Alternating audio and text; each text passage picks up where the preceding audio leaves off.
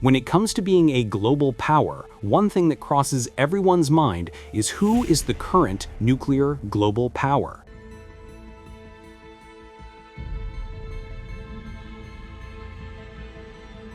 It was 2013 when the United States started building 2 nuclear reactors at its Vogtle nuclear plant in Georgia.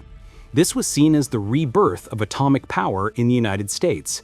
Unfortunately, it turned out to be a very costly affair for the US, as the project ran late by 7 years, going $17 billion over budget and becoming one of the most expensive power plants ever constructed.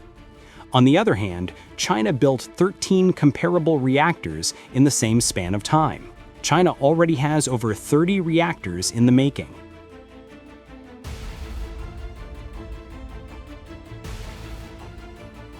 China is projected to surpass the United States in terms of nuclear capacity by 2030, which is just 5 years from now.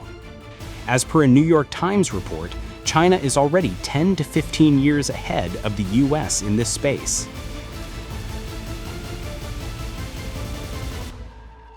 China seems to have its prime focus on building its nuclear power, as they have 3 state-owned developers who receive cost-effective loans and confirmed power purchase agreements, which sets them free in terms of finances when it comes to continuously boosting their nuclear power. Another factor that helps China is their strategy of lowering their building span by 5 to 6 years.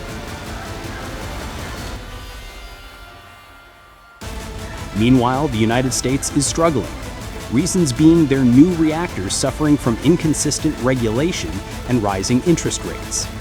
Another setback is the constant change. Developers keep switching to new plans and designs that require different safety approvals and supply chains. This automatically delays their plan of action and causes investor fatigue. For instance, their Vogtle reactors took 11 years and cost $35 billion. US keeps its focus on smaller modular reactors, developed by private startups backed by tech giants such as Google and Amazon.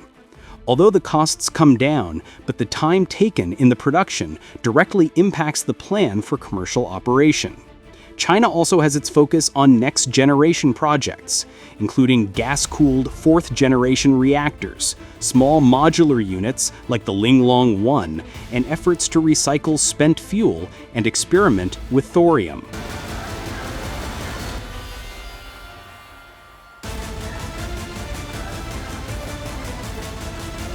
On September 3, 2025, China showcased its military and nuclear-tried components to the whole world in Beijing. This came after the Shanghai Cooperation Organization Summit, where China called several world leaders to its Victory Day parade, where their military strength was put right on display, passing a message on how they are nowhere behind but may lead the front soon in terms of its nuclear power.